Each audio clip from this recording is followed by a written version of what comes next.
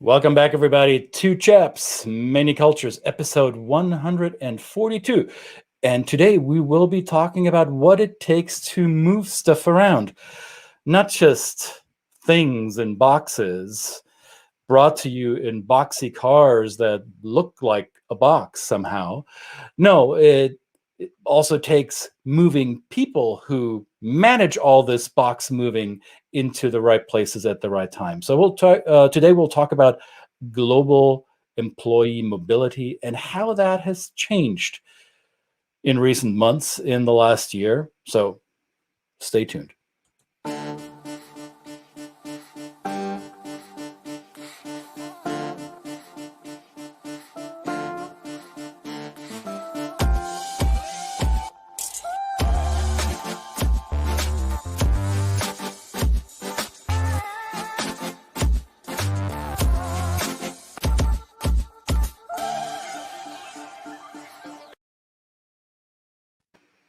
Hola.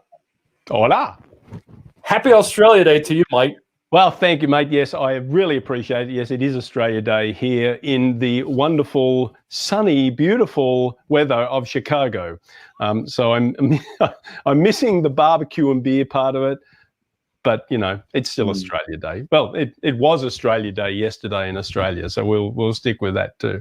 Well, but you get to extend the tradition into a different time zone. There Absolutely. you go. I take all the holidays. I'll take them on any day. You throw them at me, I'll take them. No problem. Yeah. So in extending stuff into other time zones and maybe extending people or moving people into other time zones, that is a job that is often referred to as mobility field, the global mobility field, or employee mobility field. And today we have somebody joining us for our episode here who does this for a living.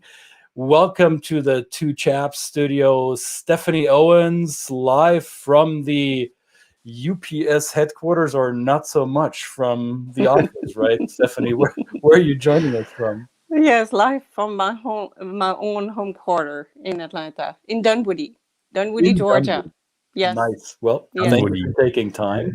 And as we're doing that, we're asking our audience as well, where in the world are you joining us from today?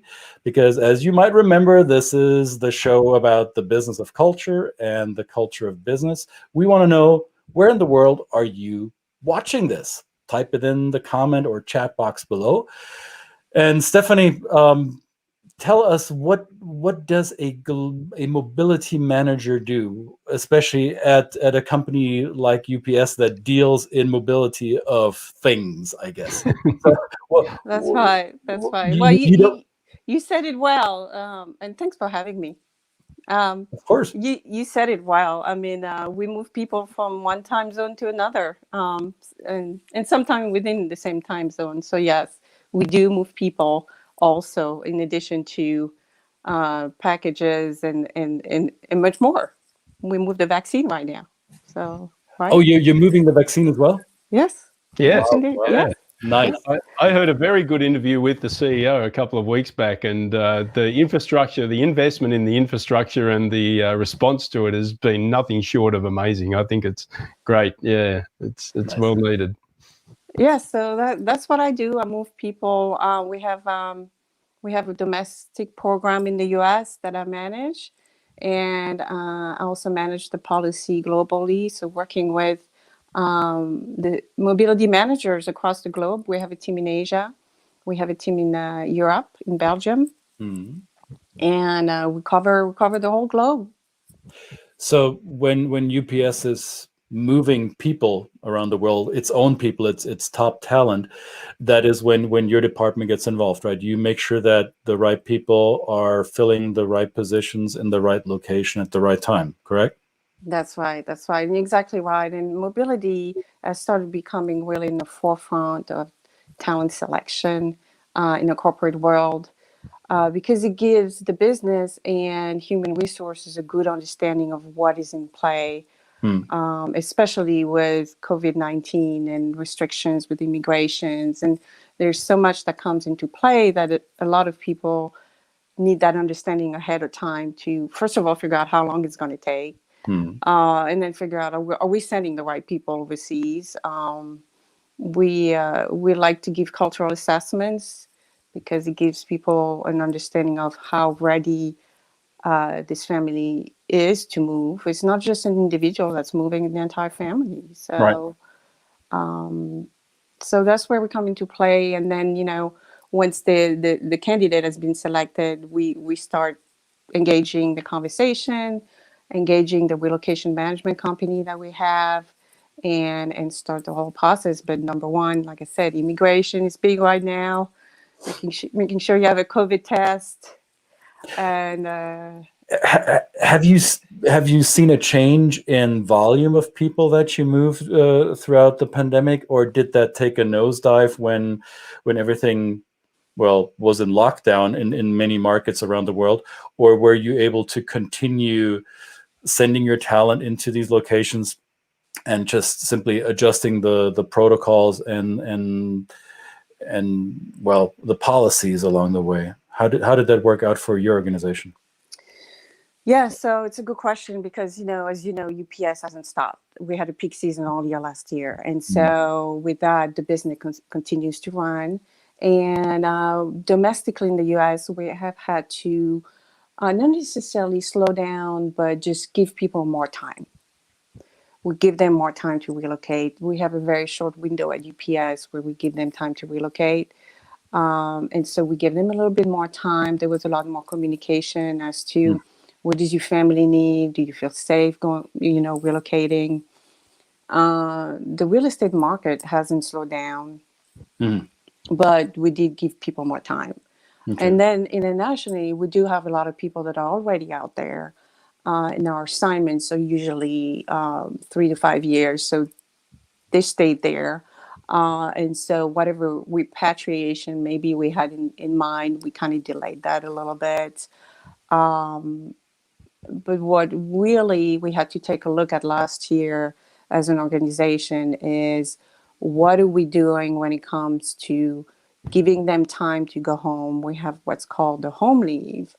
And so we had to really take a look at how do we change our policy to address that when they cannot necessarily go back home, connect with the family, and take advantage of that benefit. Right. So what we've done, we've actually provided a payout at the end of the year for any unused travel, any unused budget. We give them a payout, and so that was very well received. I can imagine. Yes. Right. Does it also mean if you keep the people that had already been dispatched into their expatriate locations, so you recognize, you can't bring them home at the time frame that was previously discussed because of COVID and because of restrictions? So does that mean you sometimes had to extend their visa, or did you have to involve immigration teams to make that work, or did you find that other municipalities or administrations, governments abroad were kind of lenient around this because they recognize the severity of the situation? Well, so let me address the first part about immigration. So yes, our job is also to continue to monitor their work visa, and they do tend to expire throughout the life of the assignment. So we work with the immigration partner with that. And yes, it probably meant sometimes that we had to extend that. Also the lease, you're leasing an apartment, you have to extend it for how long. So UPS covered whatever needed to be covered, and provided support for sure.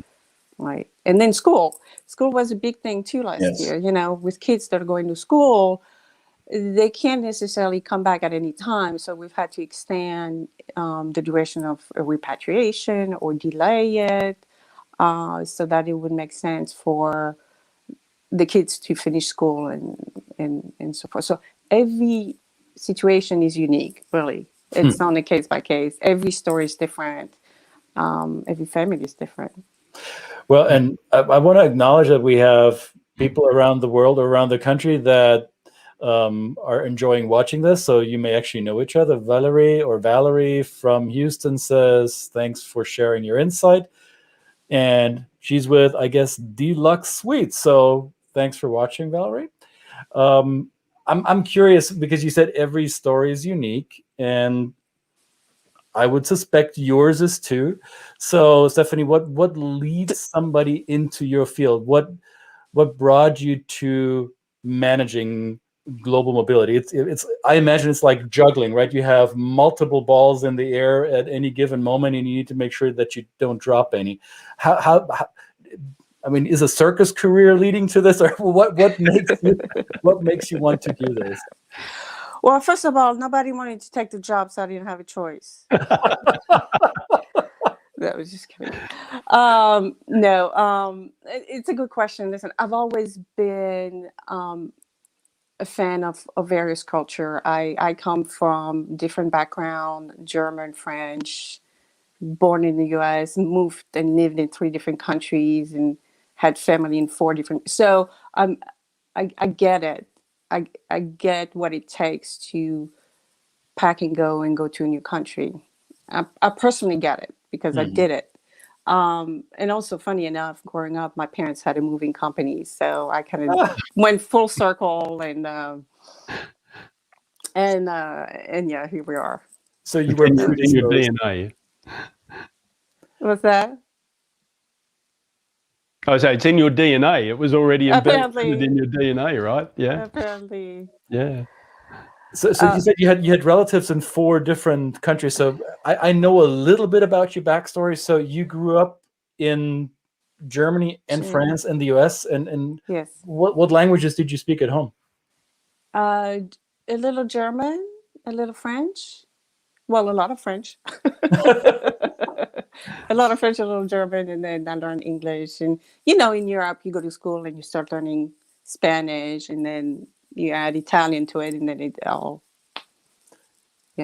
So now at home, what language is the dominant one in your home? English. English. All right. I am trying to teach my daughter French, working on that. Okay. Yes. That I would suspect that's a tough part, because Brett and I we are in the same boat. We both teach our children another language than English. So in our home we speak German. In Brett's home it is Polish. So it's always I think as parents of bilingual or multilingual third culture kids, it's a constant, I don't want to say challenge, but it's a task, right? Right. Right, because they go to school, everybody speaks English. That's why I do like the idea of immersion programs, because it helps that when you have one parent and maybe 2 speaking, it's better if both parents speak another language, the same language, but that's not the case. So yeah. So you're the only French speaker at home? I am. Oh, that makes it harder. Yes. Yes.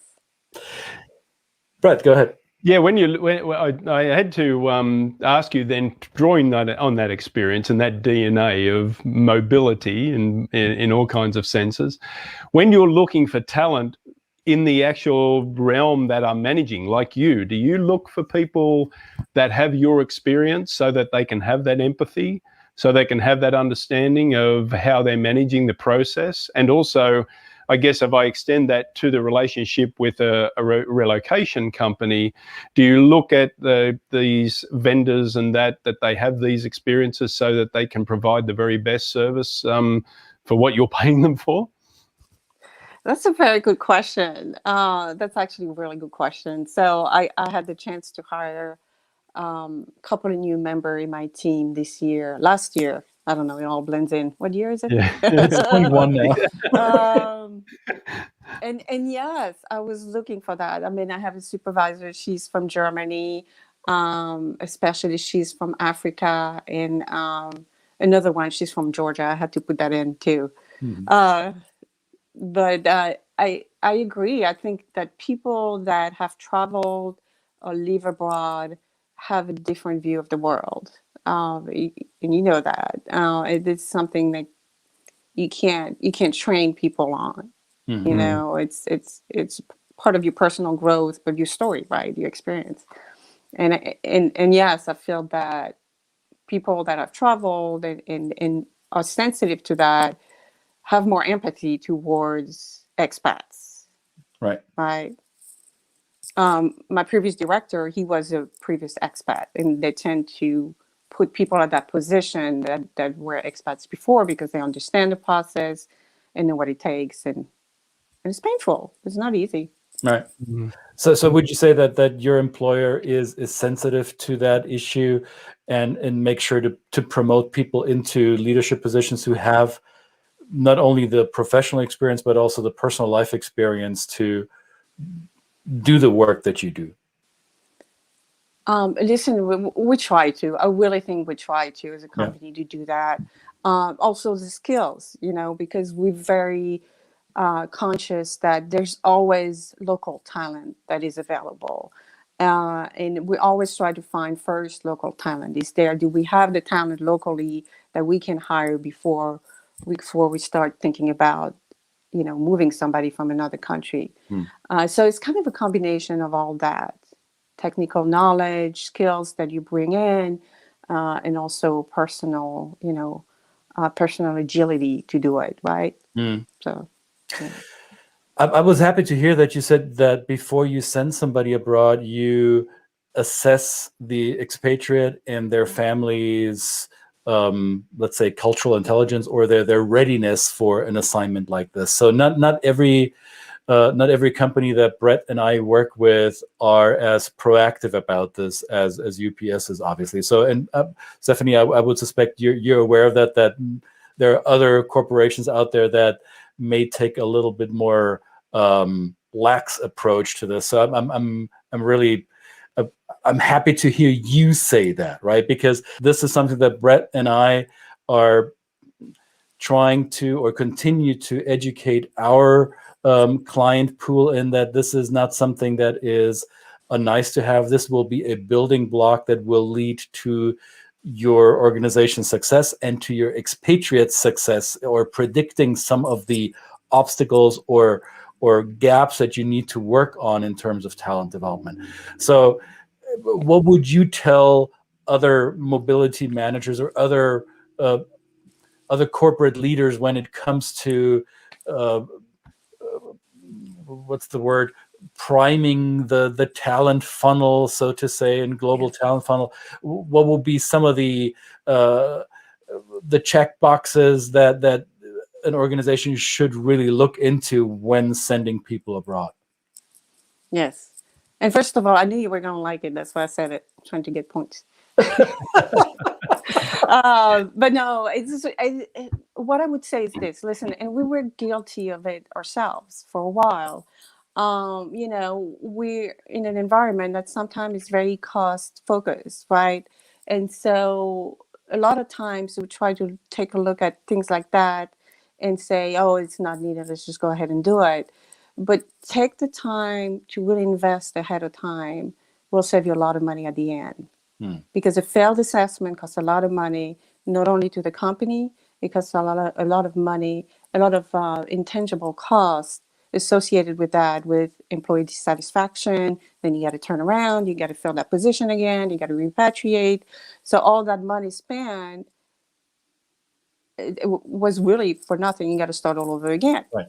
So taking a little bit of time, spending a little bit of money in assessing the right candidate, looking for the red flags, like you said, assessing the gaps, set up training, and set up continuing training too, not only at the beginning, but throughout the assignment. And this is what we're pushing right now, is continuing to have those assessments regularly so we can assess, do we have a successful assignment, right? And how do we define if it's successful? So that when they're done, we can say it was successful, this is the next step. But that's what I would say. I mean, I'm happy, and again, I know you're winning bonus points here, but I'm happy to hear somebody in your position and with a big corporate entity say this, because this has been challenged often in our field, that what aborted expat assignments. Well, how often does that happen? You're just creating a scare scenario here, and this is all your made up business case to sell your training stuff and blah blah blah. So we sometimes find ourselves on the defense justifying the work that we do. But I'm happy to hear you say that as well, right? Because it does cost a lot of money, and it will grow it will grow gray hair for you if you have to go through all this, right? So it's not just a nice to have. It's actually, well, thank you for saying this. This was awesome. Yeah, and I'm telling you, it takes one bad experience. And we had one not too long ago, and it resurfaced the cultural assessment. And I'm sort of happy that something bad happened. It's to that point because people don't pay attention to it until something bad happens, right? Okay, so the alarm went off somewhere. A little bit. Okay, it wasn't too bad, but yeah. Well, good. Yeah.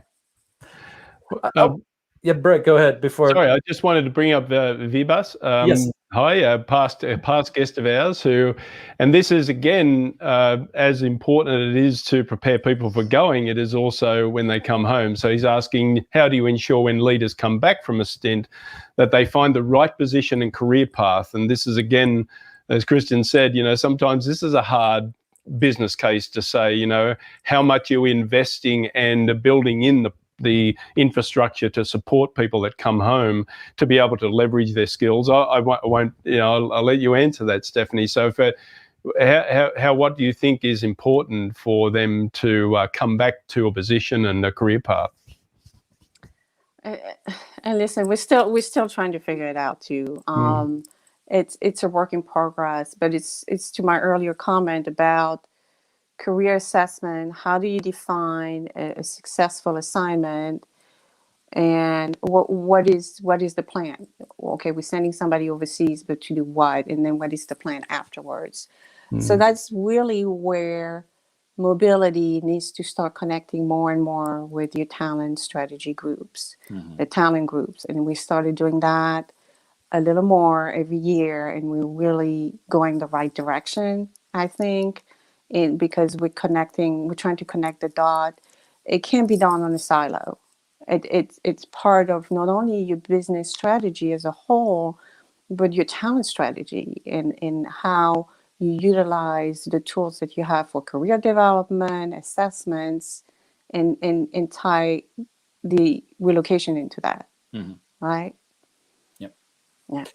So it's not always a given that there is a right position for the returnee. It's something that is dealt with on a case by case, if I hear you correctly.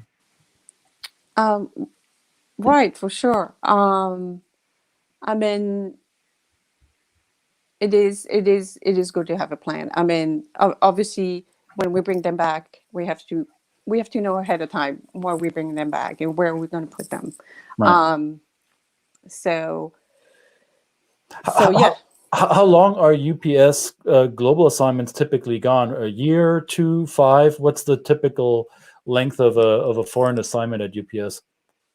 Yeah, so it's anywhere between 3 and 5. It used to be a little longer, and then we realized that okay, you got to come back. You've been gone 10 years.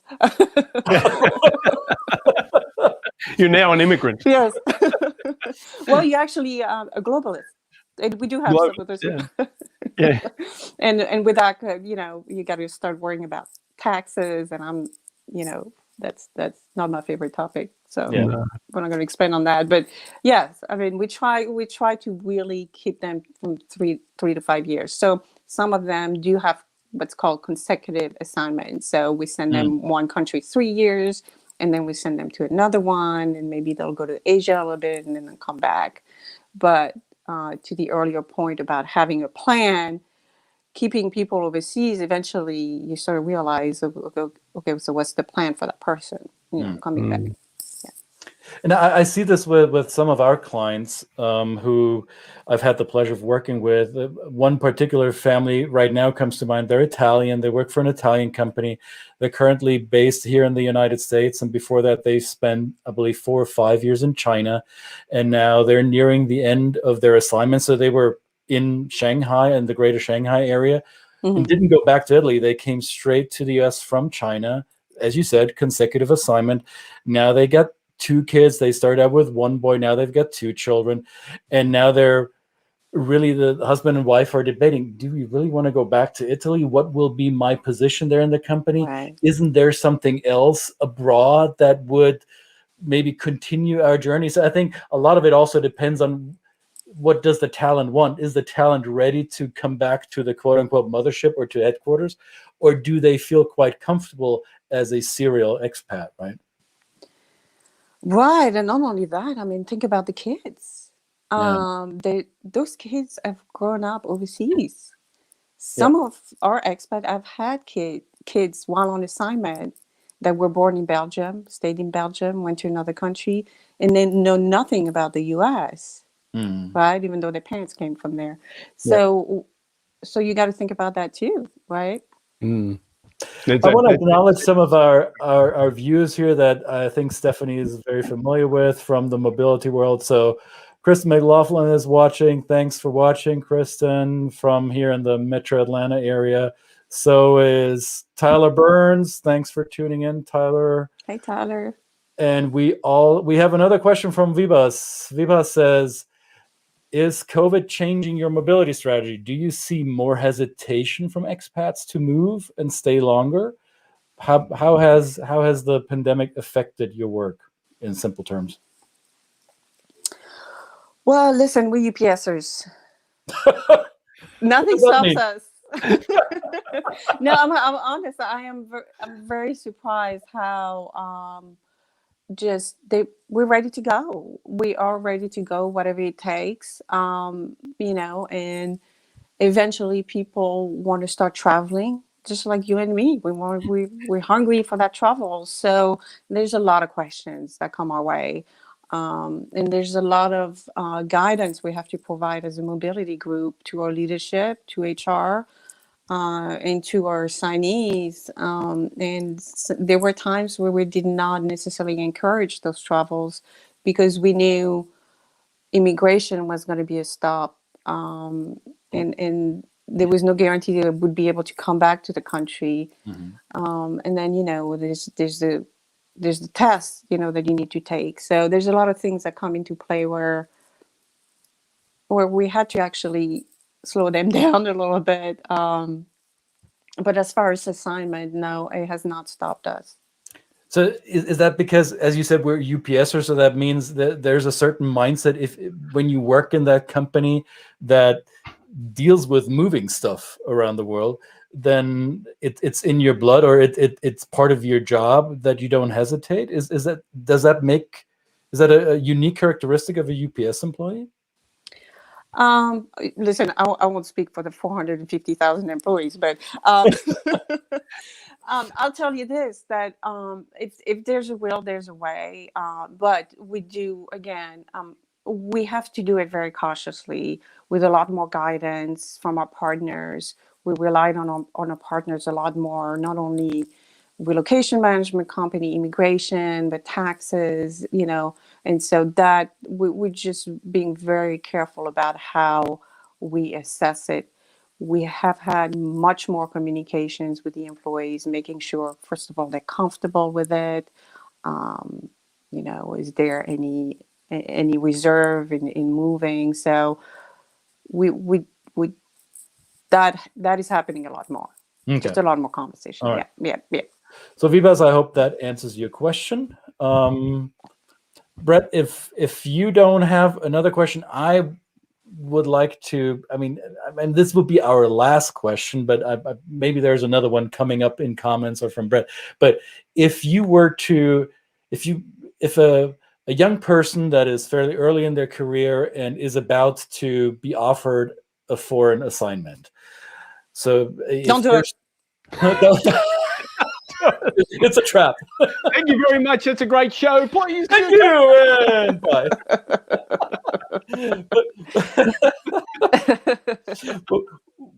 What would be your number one tip for anyone pondering that decision, going abroad? What should they be thinking about from your vantage point in your job? I would say that. No, I would say that make sure you understand the culture. Make sure you understand the people, the business etiquettes. Make sure you do that homework ahead of time. There's lots of training available.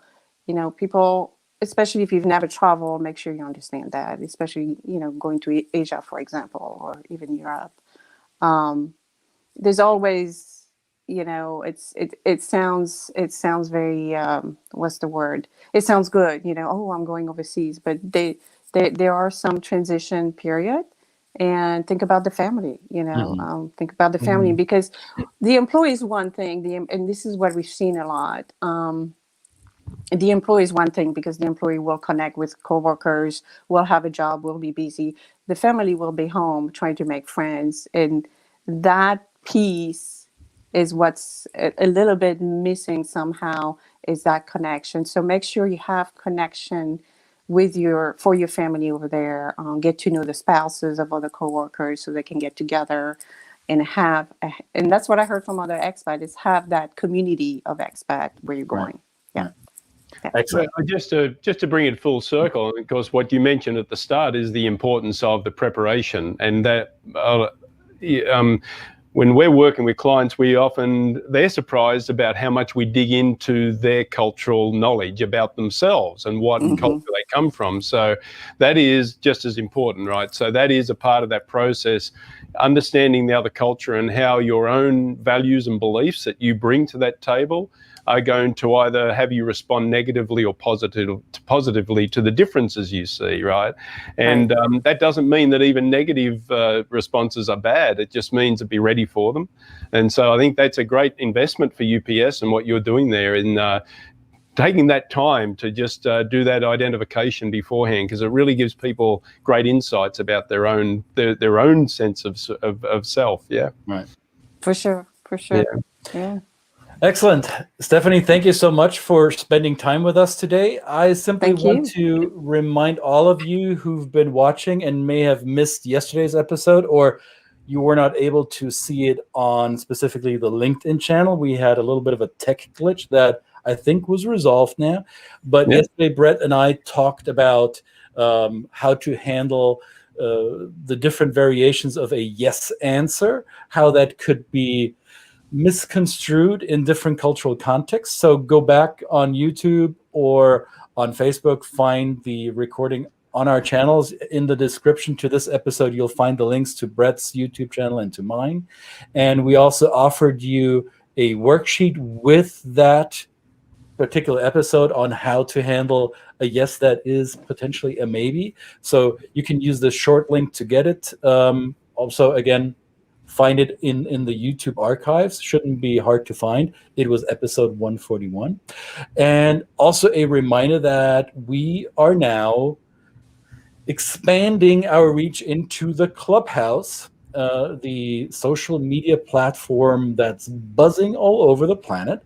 So if you want to join us on Clubhouse, first session tomorrow, Wednesday, January 27. So that is tomorrow if you're watching this live again. So Wednesday, January 27 at 10 a.m. Pacific time, which is 1 p.m. Eastern US time. Brett and I will be hosting a Clubhouse open session. You can ask us anything. Should be interesting. So if you're not on Clubhouse yet and want to become part of the Clubhouse community, let Brett and myself know. We have a few invites that we might be able to send your way. And let me double check in the comment box if we missed anything. Here's Neil Demond, who's saying, great job, Stephanie. So Neil is giving you an applause, I'm thinking. So all of you, as you're watching, if you like what you see, give it a heart, give it an applause, give it a thumbs up, or whatever the response emoji of choice is on the device that you're using. Viva says we answered, or Stephanie answered the question, so he is good. So again, thank you, Stephanie, for joining us here today. I hope we will cross paths again soon in the real world, because you and I are not too far away geographically. That's right. That's right. Thank you for having me. I really appreciate it. Thank you very much. Thank you. Welcome. Thank you very much, Stephanie.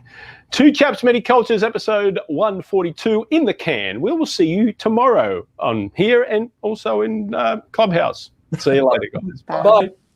Bye.